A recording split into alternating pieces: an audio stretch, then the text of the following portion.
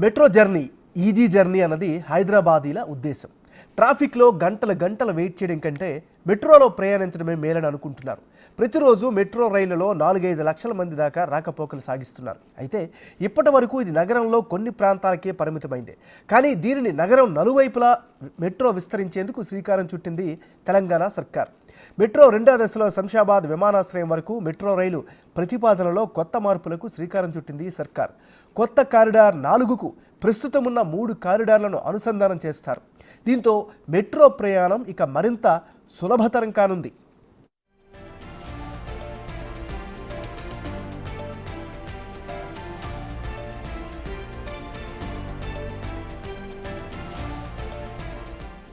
నగరవాసులు విమానాశ్రయానికి మెట్రోలో వెళ్లడం ఓ కల.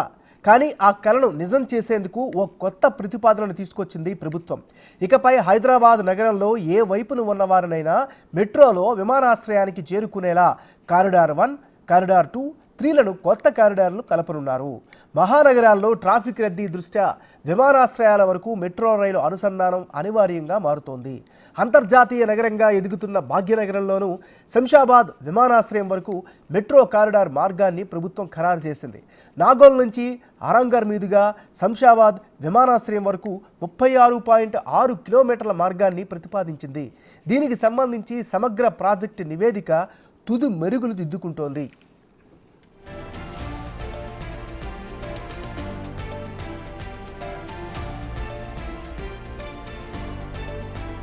కారిడార్ 3 రాయదుర్గం నుంచి నాగోల్ వరకు ఉంది. ఇక్కడే నాగోల్ విమానాశ్రయ మెట్రో స్టేషన్.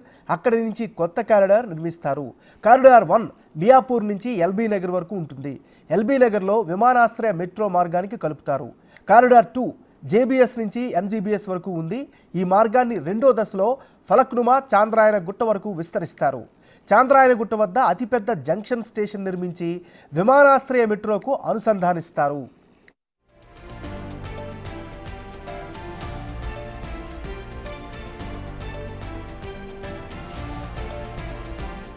వ్యయం తక్కువ అవుతుందని తొలుత నాగోల్ చాంద్రాయనగుట్ట మైలార్దేవుపల్లి నుంచి P7 రోడ్డు మీదుగా విమానాశ్రయ మార్గాన్ని పరిశీలించారు. దీంతో పోలిస్తే మైలార్దేవుపల్లి నుంచి ఆరాంఘర్, శంషాబాద్ మీదుగా విమానాశ్రయానికి ట్రాఫిక్ రద్దీ ఎక్కువగా ఉన్నట్లు DPR రూపొందించే క్రమంలో చేపట్టిన CMPలో గుర్తించారు.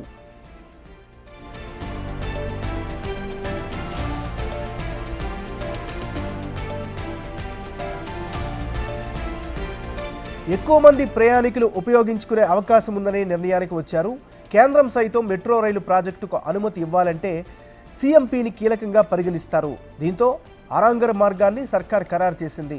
ఒకవేళ ఈ ప్రాజెక్టు ప్రజలకు అందుబాటులోకి వస్తే నగరవాసులు ఏ మూల నుంచైనా క్షణాల్లో ఎయిర్పోర్టుకు చేరుకోవచ్చు.